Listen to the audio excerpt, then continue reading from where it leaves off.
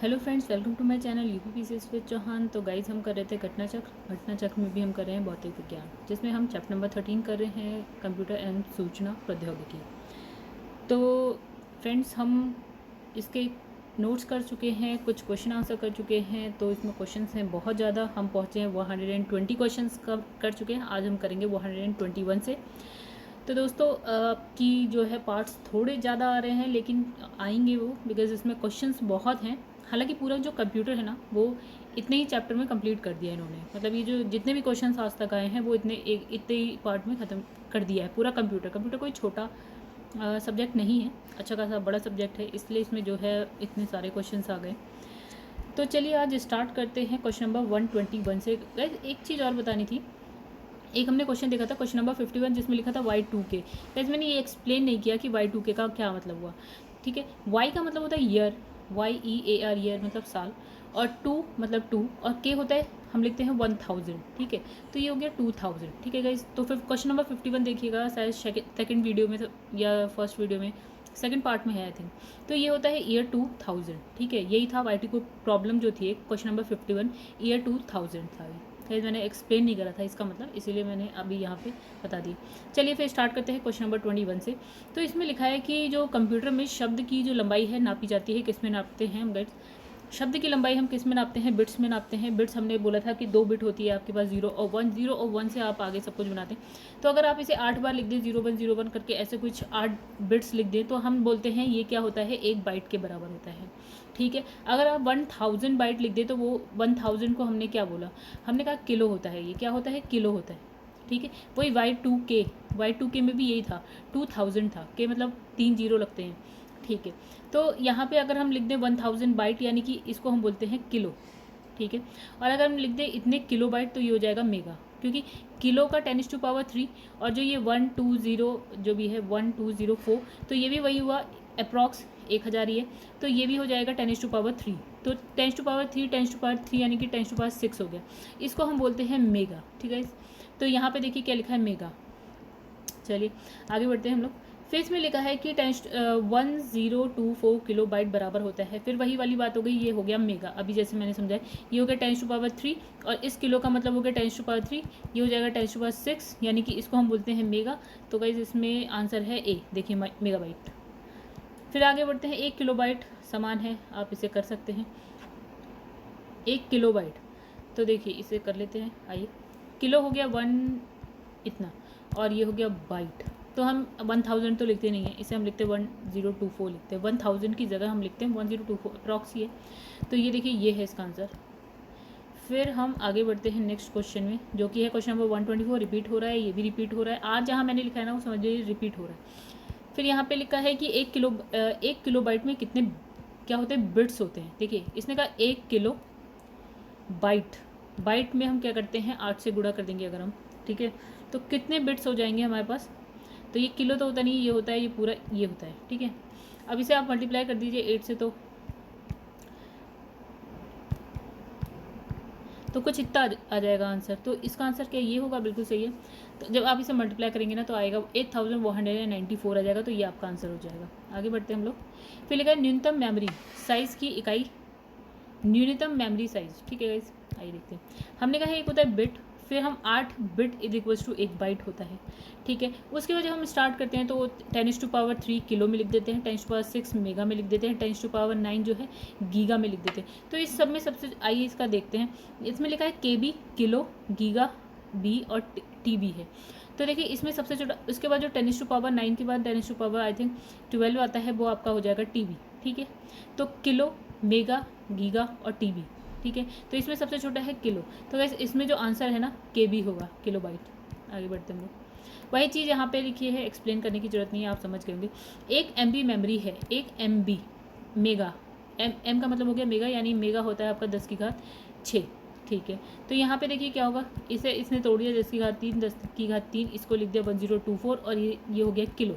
तो देखिए गाइस, इसमें लिखा है 1024 किलो बाइट। फिर आगे बढ़ते हैं, इसमें लिखा कंप्यूटर की भाषा में 1 मेगाबाइट में कितने बाइट होते हैं। इसे अब आप सॉल्व करिए। मैंने बहुत सारे क्वेश्चन आपको बता दिए, तो या तो आप इसका एक्सप्लेनेशन देखिए, समझ में आ जाए तो बहुत अच्छा है, नहीं समझ में आए तो कमेंट करिए। वैसे आपको समझ में आ जाएगा जब सब एक ही जैसे क्वेश्चन है। तो इसमें लिखा है 10 लाख बाइट लगभग होते हैं कितने। गाइस ये भी वही क्वेश्चन है, थोड़ा सा समझिए, अगर आप नहीं समझेंगे तो इसमें आपका नुकसान है। फिर लिखा है कि जो पद है MB का प्रयोग किया जाता है। तो MB मतलब होता है मेगाबाइट, इसका आंसर है आपका, मतलब ये है मेगाबाइट। ठीक है, आगे बढ़ते हैं। इसमें ये आप एक बार पढ़ लीजिएगा, वैसे वही सारी चीज़ें, कुछ नया नहीं है, मैंने बहुत बार बता दिया इसमें। तो इसमें लिखा है कि, ठीक है, लिखा है यूनिकोड इनकोड परियोजना एक वर्ण अथवा अंक का कितने के समूह में प्रतिनिधित्व करती है। तो इसमें लिखा है कि यूनिकोड इनकोड में एक वर्ण को 2 बाइट का मतलब क्या हो गया, 8 बिट और फिर 8 बिट, ठीक है, यानी टोटल 16 बिट हो जाएगी। 8 + 8 16 हो जाएगी। तो इसने कहा 2 बाइट या 16 बिट्स द्वारा व्यक्त किया जाता है। ठीक है, आगे बढ़ते हैं।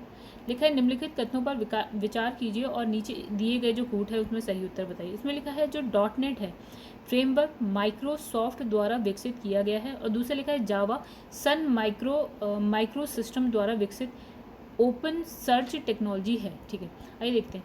तो गाइस ये थोड़ा ऐसा क्वेश्चन है, आपको याद करना पड़ेगा, रटना पड़ेगा, इसमें कुछ समझने जैसा नहीं है। ठीक है, तो इसमें लिखा है सबसे पहले .NET फ्रेमवर्क जो है माइक्रोसॉफ्ट द्वारा विकसित एक सॉफ्टवेयर संरचना है। क्या होता है .NET, ठीक है, जो माइक्रोसॉफ्ट विंडोज़ ऑपरेटिंग सिस्टम यानी कि OS पर चल रहे कंप्यूटर पर स्थापित की जाती है। मतलब इसे आप कहाँ स्थापित करते हैं, जो भी आपका सिस्टम OS पे चल रहा है यानी कि ऑपरेटिंग सिस्टम पे चल रहा है, माइक्रोसॉफ्ट विंडो ऑपरेटिंग सिस्टम पर चल रहा है, उस पर आप .NET ऐसे लिखते हैं गाइज, तो .NET, ठीक है, .NET जो है स्थापित की जाती है। ठीक है, तो इसमें जो पहला वाला है वो आपका सही है।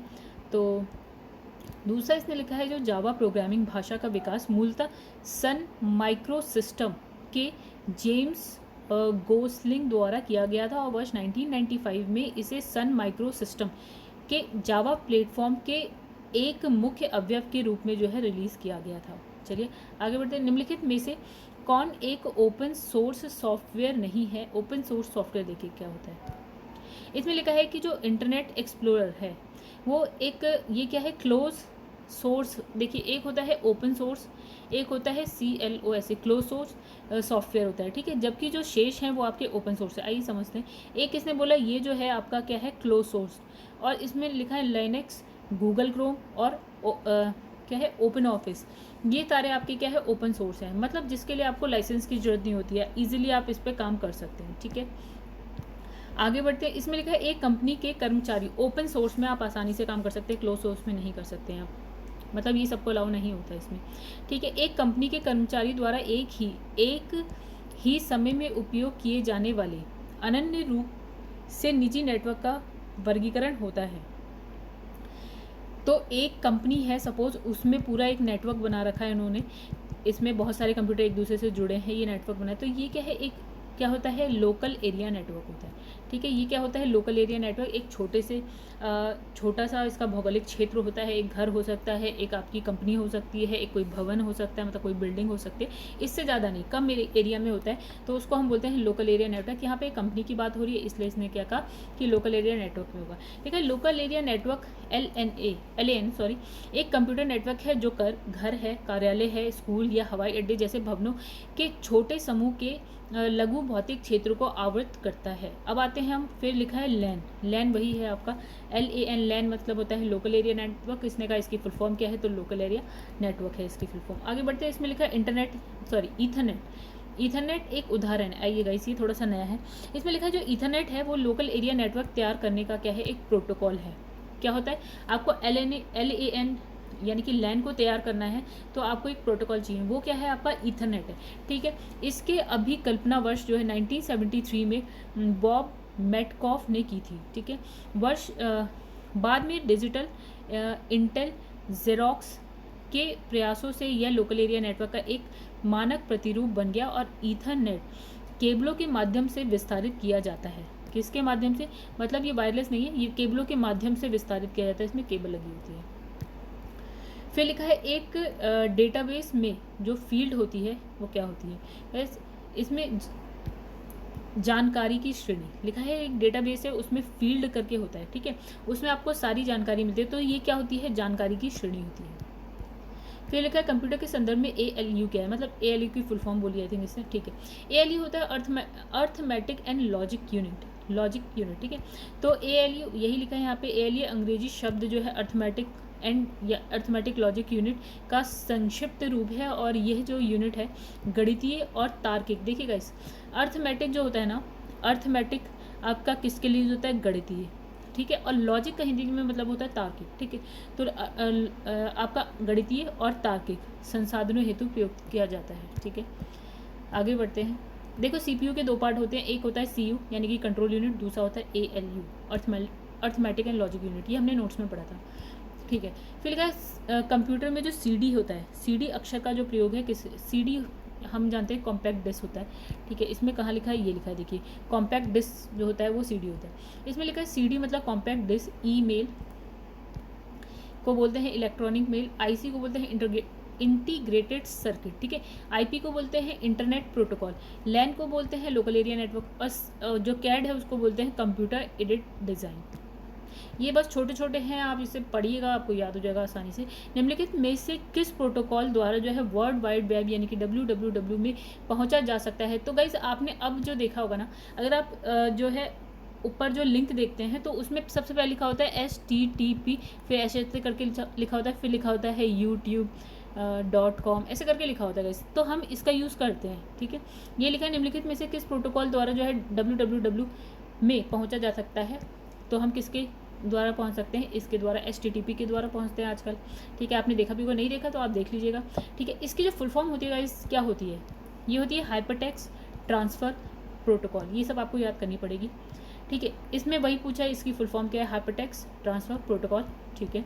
कंप्यूटर हार्डवेयर जो आंकड़ों की बहुत अधिक मात्रा का भंडारण कर सकता है, तो इसमें है चुंबकीय टेप, डिस्क, तो वैसे इसमें अगर मैं मुझे लगता है B होना चाहिए सर, ठीक है, C, मतलब ये चुंबकीय टेप भी कर सकता है और डिस्क भी कर सकता है, ओके। तो आजकल तो वैसे इससे अच्छे आ गए, पेन ड्राइव आ गया, आपके पास हार्ड डिस्क आ गई है, कितनी TB की आती है, ठीक है। चुंबकीय टेप और जो चुंबकीय अच्छा ये चुंबकीय डिस्क है, ठीक है, तो दोनों हो सकते हैं। ये बहुत पुरानी बात है, देखिए ये बात है पूरी आपकी 1992 और 2002 की और 1999 की बात है, मतलब बहुत पुरानी बात है, ये तो अब नहीं भी, ये तो आप रहने ही दीजिए।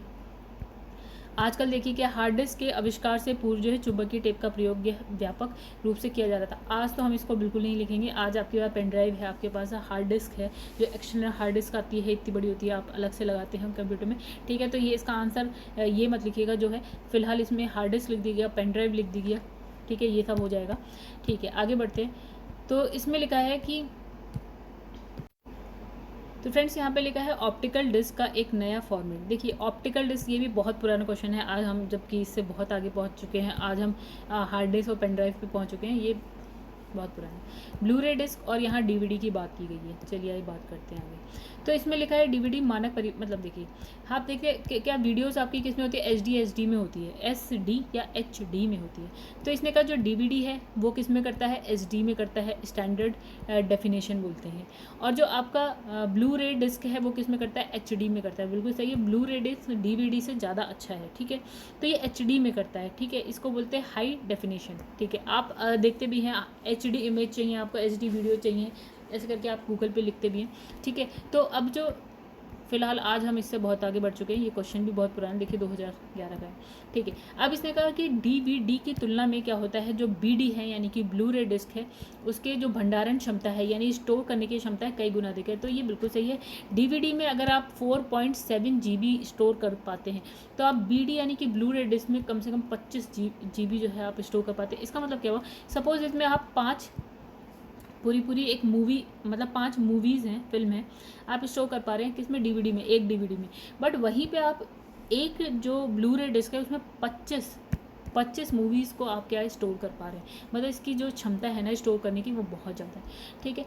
अब लिखा है कि जो ये इसकी मोटाई की बात है कि जो ब्लू रे डिस्क है उसकी मोटाई इसने लिखी है 2.4 mm, मतलब mm में, और इसने कहा DVD की मोटाई है 1.2। देखिए टेक्नोलॉजी बाद में ये वाली आई है, तो हालांकि इसकी मोटाई कम होनी चाहिए थी। तो गाइस इसकी मोटाई है 1.2 mm। तो हमारा देखिए यहाँ पे ये गलत है, ये दोनों सही है, ठीक है, यही हमारा आंसर है और यही यहाँ पे एक्सप्लेन भी किया गया है, कुछ नया नहीं मैंने वहाँ पे लिख दिया शॉर्ट में। फिर इसमें लिखा है कि निम्न में से कौन कंप्यूटर हार्डवेयर नहीं है। ओके, तो हम हार्डवेयर क्या होता है, देखिए गाइस हार्डवेयर वो होता है जिसको हम टच कर पाते हैं, जैसे हम प्रिंटर को टच कर पाते हैं, हम माउस को टच कर पाते हैं, हम कीबोर्ड को भी टच कर पाते हैं। लेकिन हम बात करें कि कंपाइलर एक क्या होता है, प्रोग्राम होता है कंप्यूटर के अंदर, उसको हम टच नहीं कर सकते। जैसे आपका यूट्यूब का एक सॉफ्टवेयर है, वो आपके फ़ोन के अंदर है या आपके कंप्यूटर के अंदर, उसको आप टच नहीं कर पाते, ठीक है। वैसे कंपाइलर को भी हम नहीं कर पाते। कंपाइलर एक या अधिक कंप्यूटर प्रोग्राम का क्या होता है, समूह होता है। मतलब क्या होता है, कंप्यूटर प्रोग्राम होता है जो किसी उच्च स्तरीय कंप्यूटर भाषा में लिखे प्रोग्राम को किसी दूसरी कंप्यूटर भाषा में बदलता है। इसका मतलब है कि सपोज़ कि वैसे तो ये मैं ऐसे बता रही हूँ कि इंग्लिश में कुछ लिखा है उसको हिंदी में बदल देना, ये कंपाइलर का काम है। बट ऐसा नहीं है, कंप्यूटर लैंग्वेजेस होती हैं, जैसे सी होती है, C++, जावा, ये वो ऐसे करके बहुत सारी लैंग्वेजेस होती हैं। तो इसने कहा कि एक लैंग्वेज को जो है, कंप्यूटर की एक लैंग्वेज को दूसरी लैंग्वेज में बदलने का काम कौन करता है, कंपाइलर करता है। तो जिस कंप्यूटर भाषा में मूल प्रोग्राम होता है उसे हम बोलते हैं स्रोत कहते हैं, और इस प्रोग्राम भाषा को स्रोत कोड कहते हैं, यानी कि सोर्स कोड कहते हैं, ठीक है। आगे बढ़ते हैं हम लोग। निम्न में से कौन हार्डवेयर नहीं है, फिर वही क्वेश्चन है, इसका आंसर आप खुद देखिएगा। हार्डवेयर वो नहीं है जिसको हम छू नहीं सकते, तो वो होता है सॉफ्टवेयर, ठीक है। तो यहाँ पे लिखा है असेंबलर। अच्छा, इसमें जो आंसर है ना वो क्या होगा, इसमें देखिए प्रिंटर हार्डवेयर है आपका, CRT, आप इसको भी छू सकते हैं। CRT की फुल फॉर्म होती है कैथोड रे ट्यूब, ठीक है, इसको आप छू सकते हैं। और आप चुंबकीय जो टेप होता है उसको भी, असेंबलर भी एक प्रोग्राम ही है, इसको भी आप नहीं छू सकते, ठीक है। यहाँ पे देखिए क्या लिखा है, असेंबलर एक हार्डवेयर नहीं है, ये कंप्यूटर प्रोग्राम है जो असेंबली लैंग्वेज में लिखी कंप्यूटर प्रोग्रामिंग। देखिए यहाँ पे असेंबलर क्या करता है कि जो एक लैंग्वेज होती है जो जिसको हम बोलते हैं असेंबली लैंग्वेज या असेंबली भाषा, तो ये किस में बदलता है, उसको मशीनी भाषा में बदलता है, जिसमें मतलब 0101 में लिखा होगा, ये मशीनी लैंग्वेज होती है जो 0101 में लिखी होती है, ठीक है। तो ये असेंबली को क्या करता है, मशीनी लैंग्वेज में कन्वर्ट करता है। फिर लिखा है इसमें से कौन सा कंप्यूटर हार्डवेयर नहीं है, फिर से वही चीज़ है, आप इसको खुद देखिएगा, फिर ये रिपीट हो रहा है, आर लिखा है मैंने। ठीक है, कंप्यूटर के मस्तिष्क को कहते हैं CPU कहते हैं। क्या कहते हैं, CPU, कंट्रोल प्रोसेसिंग यूनिट, यानी कि ये क्या करता है, कंप्यूटर के सारे कार्य, जितने भी कार्य होते हैं, जितने भी पार्ट्स होते हैं, उनके कार्य को क्या कंट्रोल करने का काम करता है, ठीक है। आइए देखते हैं क्या लिखा है, केंद्रीय विश्लेषण इकाई। ओके, मतलब ये CPU, सेंट्रल प्रोसेसिंग यूनिट को कंप्यूटर का क्या बोलते हैं, मस्तिष्क बोलते हैं, ठीक है, इसको बोलते हैं ब्रेन कंप्यूटर का। तो इसके नाम से ही स्पष्ट है कि कंप्यूटर का वह भाग है जहाँ पर कंप्यूटर प्राप्त सूचनाओं का क्या करता है, विश्लेषण करता है। CPU को 3 भागों में बांटा गया है, एक होता है आपका कंट्रोल यूनिट, यानी कि CU बोलते हैं इसको।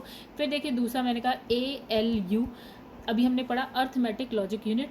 और तीसरा होता है मेमोरी होता है, यहाँ जहाँ पे आप सारे डेटा को क्या करते हो, ले जाके स्टोर करते हो। निम्न में से कौन सी एक यंत्र सामग्री नहीं है। ओके, देखिए तो प्रिंटर, ओके,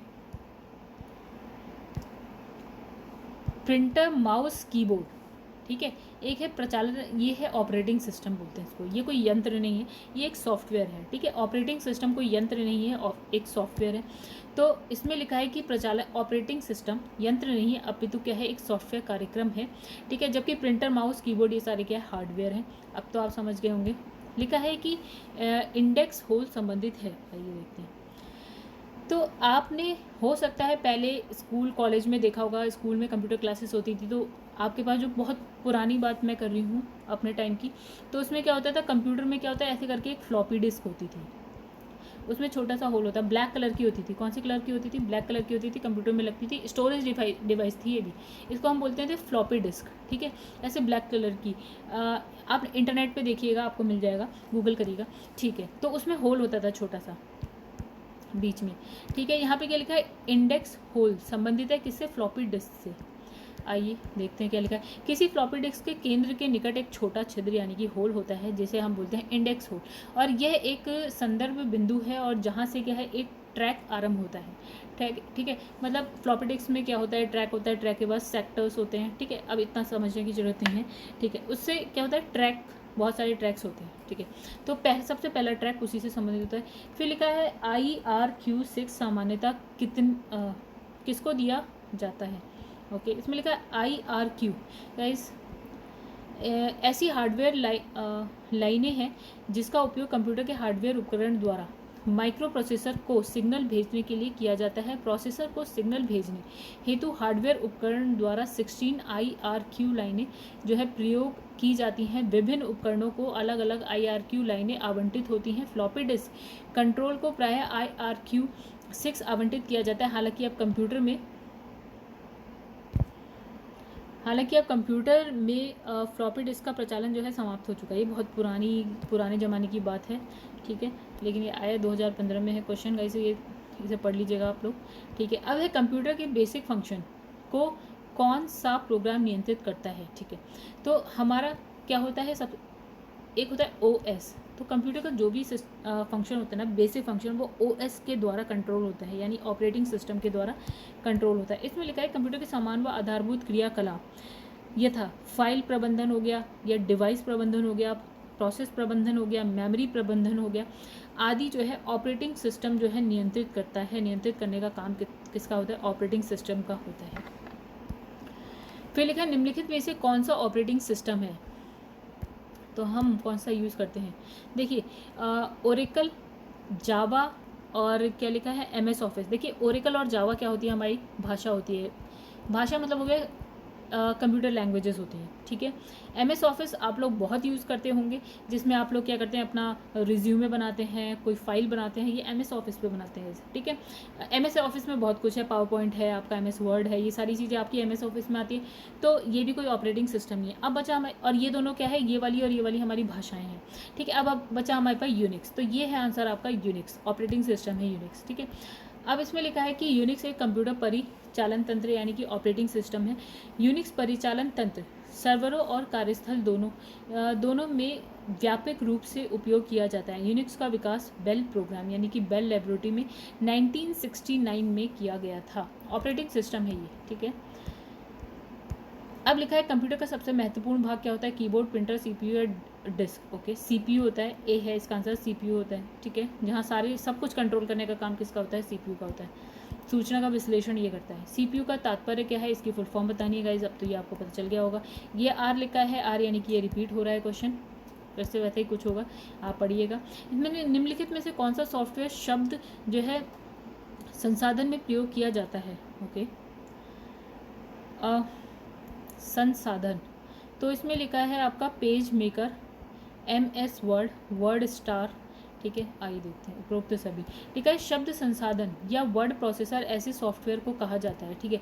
इसने कहा कि सॉफ्टवेयर, वर्ड प्रोसेसर ऐसे सॉफ्टवेयर को कहा जाता है जिसमें पाठ का संपादन, प्रसंस्करण किए जा सके। माइक्रोसॉफ्ट वर्ड यानी MS word, Microsoft office suit में शामिल एक लोकप्रिय शब्द संसाधन है, ठीक है। वर्ड स्टार माइक्रो इंटरनेट द्वारा विकसित शब्द संसाधक है, जबकि पेज मेकर क्या है, एडोब का शब्द संसाधक सॉफ्टवेयर है। नेक्स्ट क्वेश्चन करते हैं गाइस। इसमें लिखा है वर्ड प्रोसेसिंग, स्प्रेडशीट और फोटो एडिटिंग उदाहरण है। ये सब किसके उदाहरण है, तो गाइस ये सब है हमारे जो सिस्टम क्या बोलते हैं हम, एप्लीकेशन सॉफ्टवेयर, इसके उदाहरण है। देखिए एप्लीकेशन सॉफ्टवेयर क्या होता है कि पर्टिकुलर काम के लिए आप एक सॉफ्टवेयर बनाते हैं। आपको रिज्यूमे बनाना है, आपको कुछ नोट्स बनाने, तो उसके लिए आपने बना दिया MS वर्ड, ठीक है। आपको पेंटिंग करनी है तो आपने उसके लिए बना दिया पेंट। आपको कुछ टेबल बनानी है तो आपने बना दिया MS एक्सेल। आपको पावर पॉइंट बनाना है, ठीक है, प्रेजेंटेशन देना है तो पावर पॉइंट, तो MS पावर पॉइंट ऐसे करके आ गया, ठीक है। यानी कि हर एक चीज़ के लिए एक पर्टिकुलर अपना सॉफ्टवेयर होता है, एप्लीकेशन सॉफ्टवेयर बोलते हैं। लिखा है word processing, spreadsheet, photo editing application software के उदाहरण हैं।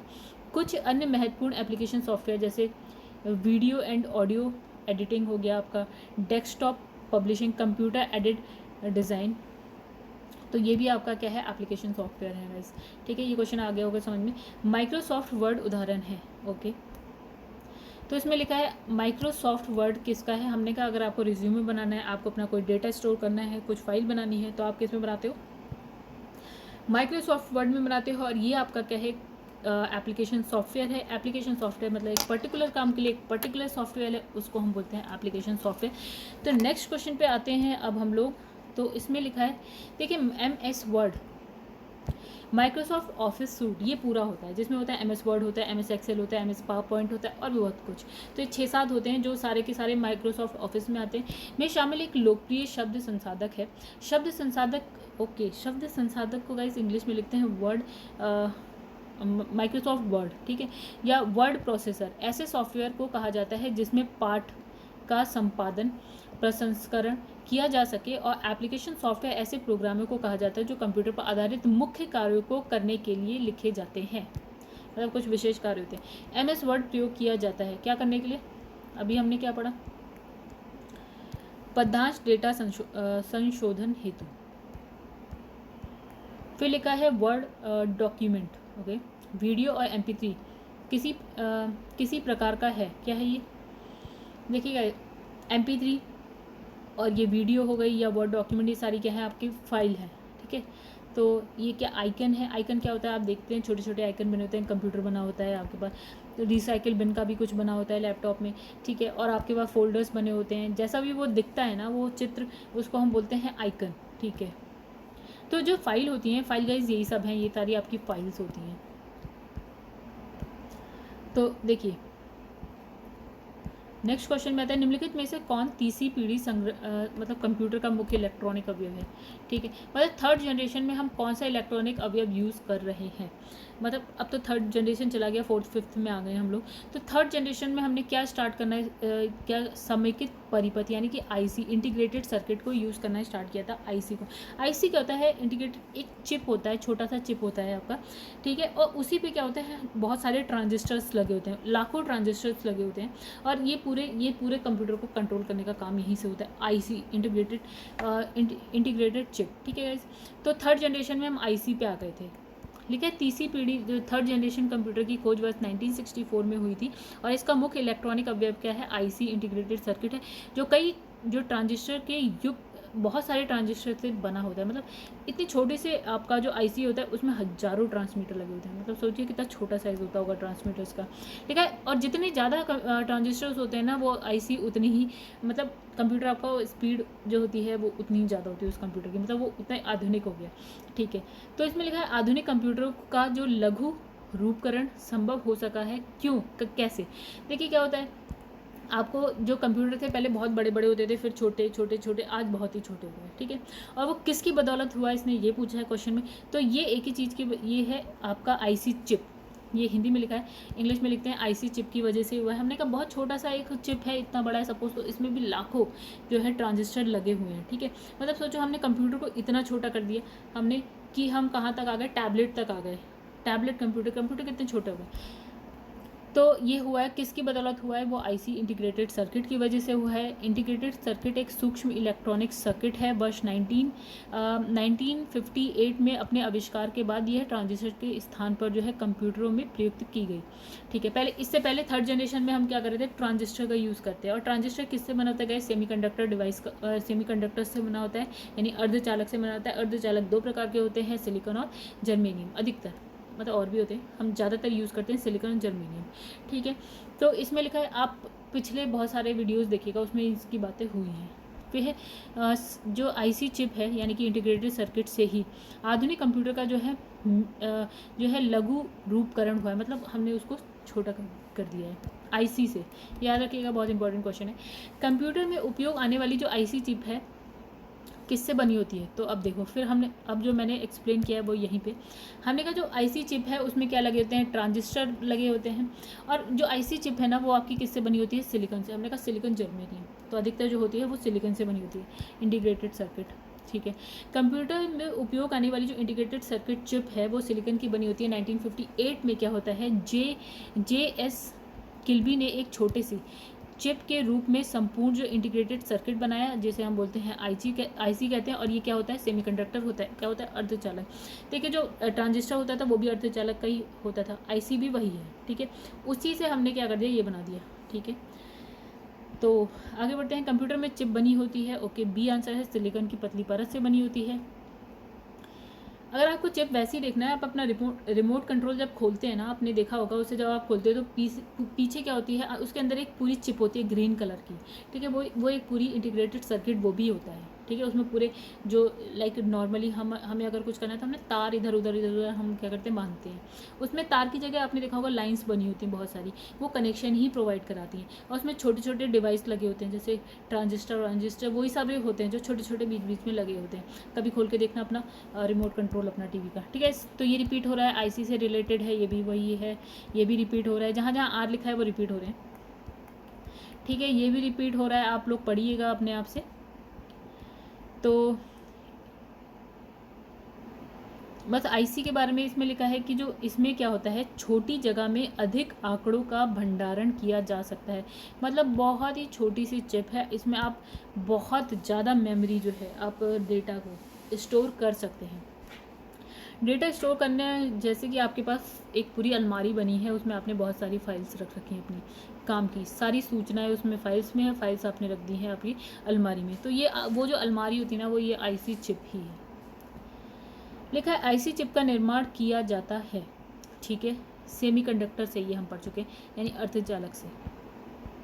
आईसी के वर्गीकरण का आधार क्या है, देखिए हमने कहा कि आईसी जो है किससे बनी होती है, ट्रांजिस्टर से बनी होती है। अगर आप 2 ट्रांजिस्टर लेके बनाएंगे तो थोड़ी गति कम होगी, उसकी स्पीड कम होगी। फिर जैसे जैसे जैसे आप ट्रांजिस्टर्स को बढ़ाते जाएंगे, आपकी उसकी स्पीड बढ़ती जाएगी, आपकी वो आधुनिक होती जाएगी। लिखा है एकल चिप में लगाए जा सकने वाले जो ट्रांजिस्टरों की संख्या के आधार पर आईसी को 5 प्रकार में बांटा गया। अब देखिए 5 प्रकार क्या है इसमें लिखा है, देखिए scale integrated circuit, scale integrated circuit, scale integrated circuit, ये सब एक ही है, ठीक है। अब यहाँ क्या लिखा है, स्मॉल स्केल, यहाँ लिखा है मीडियम, यानी कि सपोज़ कि यहाँ पे 10 ट्रांजिस्टर लगाए हैं तो हमने यहाँ पे बढ़ा दिए। लार्ज में हमने क्या कर दिया, और बढ़ा दिए ट्रांजिस्टर्स, ठीक है। और वेरी लार्ज में हमने क्या कर दिया, हमने, ठीक है, वेरी लार्ज में हमने क्या कर दिया, और ट्रांजिस्टर बढ़ा दिए। अल्ट्रा लार्ज में क्या कर दिया हमने, और भी ट्रांजिस्टर बढ़ा दिए। तो ट्रांजिस्टर के आधार पर हमने क्या करा, आईसी को 5 भागों में बांट दिया। कम ट्रांजिस्टर तो small scale integrated circuit. Guys ये जो मैंने लिखा है ना, ये मैंने अपने मन से आपको सिर्फ समझाने के लिए लिखा है। तो एक हो गया स्मॉल स्केल इंटीग्रेटेड सर्किट, ठीक है। एक हो गया मीडियम स्केल इंटीग्रेशन या इंटीग्रेटेड सर्किट बोलते हैं हम लोग, ठीक है। तो ऐसे लिखते हैं, SSI लिखते हैं, MSI लिखते हैं, LSI लिखते हैं, VLSI लिखते हैं, ULSI लिखते हैं, ठीक है। आई होप आप लोग को समझ में आ गया होगा। निम्नलिखित में से कौन सा कथन सत्य है, आइए देखते हैं कौन सा। इसमें लिखा है मॉडेम एनालॉग सिग्नल को डिजिटल सिग्नल में, डिजिटल सिग्नल को एनालॉग सिग्नल में बदलते हैं। अब देखिए मॉडेम का कोई उदाहरण देखते हैं हम लोग। तो दोस्तों हमारे पास घर में होता है एक टेलीफोन, ठीक है, ऐसे वाला जो होता था जिसमें नंबर डायल करते थे हम लोग, ठीक है, ये होता है। फिर यहाँ से क्या होता है, ये सिग्नल ऐसे जाता है तार से, और ये कहीं और जाके आपको मिल जाता है, ठीक है। यहाँ पे एक और टेलीफोन होता है, ठीक है। अब क्या होता है कि हम अब इसका यूज़, अब आपने देखा होगा BSNL जो है ना इंटरनेट सर्विस प्रोवाइड कराने लगा है, ठीक है। अब जो ये तार होता है ना, इस तार में कौन सी सिग्नल जाती है, एनालॉग सिग्नल जाती है, ठीक है, एनालॉग सिग्नल जाती है। अगर हमने यहाँ पे अपना एक कंप्यूटर लगा दिया, अब हम इंटरनेट यूज़ कर रहे हैं, BSNL का है और ये हमें इंटरनेट सर्विस प्रोवाइड करा रहा है, तो यही तार अब हम क्या करेंगे, इसमें लगाएंगे, इससे इंटरनेट सिग्नल भी आ रहे हैं अब, ठीक है। तो बट यहाँ पे ये एनालॉग सिग्नल दे रहा है, क्या है, कौन से सिग्नल दे रहा है, एनालॉग। लेकिन जो ये आपका कंप्यूटर है ना, वो यूज़ करता है डिजिटल सिग्नल्स। क्या यूज़ करता है, ये करता है डिजिटल सिग्नल। तो यानी कि अब हमें इसको बदलना पड़ेगा, एनालॉग से डिजिटल करना पड़ेगा। तो हम क्या करते हैं, एक मॉडेम लगा देते हैं बीच में। अब यही मॉडेम क्या करेगा, जो भी आपका सिग्नल आ रहा है यहाँ से, ठीक है, यहाँ से कोई सिग्नल आ रहा है, इसको बदल देगा, डिजिटल में कर देगा, एनालॉग सिग्नल को बदल के डिजिटल में करेगा और कंप्यूटर इसको यूज़ करने लगेगा। अब क्या है कि इसी कंप्यूटर से आपको आगे भेजना है, इधर दूसरी साइड भेजना है, तो यहाँ पे जो डिजिटल सिग्नल है वो क्या होगा, जो कंप्यूटर में डिजिटल सिग्नल है वो पहले मॉडेम के थ्रू एनालॉग में बदलेंगे और फिर उस तार से आगे बढ़ जाएंगे। यानी कि मॉडेम का ये काम है, मॉडेम क्या कर रहा है, एनालॉग सिग्नल को डिजिटल सिग्नल और डिजिटल सिग्नल को एनालॉग सिग्नल में बदल रहा है। यही चीज़ यहाँ लिखी है, ठीक है। इसको हम क्या बोलते हैं ना, मॉड्यूलेटर, डीमॉड्यूलेटर, ठीक है। पहले वो मॉड्यूलेट करता है, फिर उसको डीमॉड्यूलेट करता है, ठीक है। पहले सपोज कि वो डिजिटल से एनालॉग में बदल दिया, तो हमने क्या कर दिया, मॉड्यूलेट। अब आगे हमें वापस से डिजिटल में चाहिए, ठीक है, तो हमने वापस से कर दिया इसको डीमॉड्यूलेट, उसको पलट दिया। अब यहाँ पे वही है, आपका आर लिखा है, ये क्वेश्चन आप खुद पढ़िएगा। तो इसमें सी है, यानी ये क्या कर रहा है, एनालॉग को डिजिटल में भी और डिजिटल को एनालॉग में भी कर रहा है, दोनों ही है इसके आंसर। आगे बढ़ते हैं हम लोग। तो ये वही चीज़ लिखी है, आप पढ़िएगा इसे। लिखा है इसमें से कौन सा मॉड्यूलेशन डीमॉड्यूलेशन करता है। तो इसमें लिखा है मॉडम, ये अभी हमने पढ़ा, वह युक्ति जिसके द्वारा आंकड़ों को टेलीफोन के माध्यम से बाइनरी सिग्नल की सहायता से भेजा जा सकता है। ठीक है, तो इसका आंसर है मॉडम। बाइनरी, देखिए इसने कहा बाइनरी सिग्नल के माध्यम से। बाइनरी सिग्नल क्या होते हैं इस, तो जो हमारे पास डिजिटल सिग्नल होते हैं ना, वही हमारे बाइनरी सिग्नल होते हैं। तो टेलीफोन में हमारे पास कौन सा होता है, एनालॉग, और फिर बाइनरी सिग्नल में कौन बदलता है, इसे मॉडम बदलता है। ठीक है, एनालॉग को बाइनरी यानी कि डिजिटल में कौन बदलता है, यहाँ पे हम क्या लगा देते हैं, हम यहाँ लगा देते हैं मॉडम। ठीक है, ये हम लगा देते हैं मॉडम। तो यही चीज़ है, इसमें आप पढ़िएगा। अच्छा, ये पढ़ लेते हैं एक बार। लिखा है कि मॉडम का जो पूरा नाम होता है वो होता है मॉड्यूलेटर डीमॉड्यूलेटर। इंटरनेट के प्रयोग हेतु कंप्यूटर को टेलीफोन लाइन से जोड़ने के लिए मॉडम की आवश्यकता होती है, और टेलीफोन लाइन एक एनालॉग सिग्नल भेजता है, जबकि जो कंप्यूटर है वो डिजिटल सिग्नल देता है। ठीक है, फिर लिखा है अतः इन दोनों के मध्य सामंजस्य स्थापित करने के लिए हम मॉडम की आवश्यकता होती है, मॉडम लगा देते हैं। तो मॉडम क्या करता है, एनालॉग सिग्नल को डिजिटल और पुनः क्या करता है, डिजिटल सिग्नल को एनालॉग में बदल देता है। इसमें कुछ नया नहीं था, वही सब था। ठीक है, ये क्वेश्चन रिपीट हो रहा है गाइस, देख लीजिएगा आप। ये भी आर लिखा है, इस पे भी आर लिखा है हमने। मॉडम एक हार्डवेयर युक्ति है जो जोड़ती है, क्या जोड़ती है, तो ये टेलीफोन लाइन और क्या करती है, कंप्यूटर को जोड़ती है, अभी हमने पढ़ा। ये भी आर लिखा हुआ है, इसे भी पढ़िएगा। इसमें से कौन सी एक कनेक्टिंग डिवाइस नहीं है। ठीक है, मतलब ऐसी कौन, इसमें से वो कौन है जो एक दो चीज़ों को कनेक्ट नहीं कर रहा है। ठीक है, तो इसमें स्विच, हब, राउटर, एक्चुअली ये तीनों ही जो है कनेक्टिंग डिवाइस है। आइए इसका देखते हैं क्या है। राउटर, हब, स्विच तीनों ही क्या है, कनेक्टिंग डिवाइस है। एमपी ये है, क्वेश्चन को हटा दिया होगा मे बी। लिखा है रोम मेमोरी है, ROM। देखिए इसकी फुल फॉर्म देखते हैं। ROM यानी कि रीड मतलब पढ़ना, ओनली मतलब सिर्फ, और मेमोरी। ठीक है, तो रीड ओनली मेमोरी, यानी आप सिर्फ क्या कर सकते हो, पढ़ सकते हो, लिख नहीं सकते हो। इसमें क्या है, राइट नहीं कर सकते हो। ठीक है, राइट नहीं कर सकते आप। ठीक है, यानी कि सिर्फ पढ़ सकते हैं। तो इसमें क्या होता है, इसमें आंसर देखिए क्या हो गया, केवल पढ़ने के लिए। ये तो रोम यानी कि रीड ओनली मेमोरी, जैसा कि नाम से स्पष्ट है कि मेमोरी में संग्रहित सूचना को केवल पढ़ा जा सकता है, उसे परिवर्तित मतलब उसको चेंज नहीं कर सकते आप। और कंप्यूटर के बंद होने पर जो होते हैं रोम में जो भी सूचना संग्रहित होती है यानी स्टोर होती है, वो क्या होती है, नष्ट हो जाती है। मतलब रोम में क्या होता है कि आप राइट नहीं कर सकते, मतलब कोई डेटा हटा नहीं सकते उसमें से, या कुछ ऐड नहीं कर सकते, कुछ नहीं कर सकते। ठीक है, तो ये हो गया। तो दोस्तों यहाँ पे हम क्या करते हैं, डेटा को सिर्फ पढ़ सकते हैं। जैसे गेम वाली सीडी होती है ना, तो उसमें आप सिर्फ गेम खेल सकते हैं, उसमें आप कुछ अपना डेटा डाल नहीं सकते थे। ठीक है, तो फ्रेंड्स क्या करते हैं, अभी हम लोग वीडियो को यहीं ख़त्म करते हैं। अब बाकी के क्वेश्चन हम नेक्स्ट वीडियो में लेंगे। वीडियो बड़ी हो रही है हमारी, 37 मिनट की वैसे ही हो गई है। तो गाइज़ अगर आपको मेरी वीडियोज़ पसंद आ रही है तो प्लीज़ इसे लाइक करिए और मेरे चैनल को सब्सक्राइब और शेयर करिए। और अगर आपको PDF चाहिए तो गाइज़ आप डिस्क्रिप्शन में जाके PDF को डाउनलोड कर सकते हैं। हर चैप्टर की आपको हर एक वीडियो के नीचे मिल जाएगी। तो मिलते हैं नेक्स्ट वीडियो में दोस्तों। Thank you.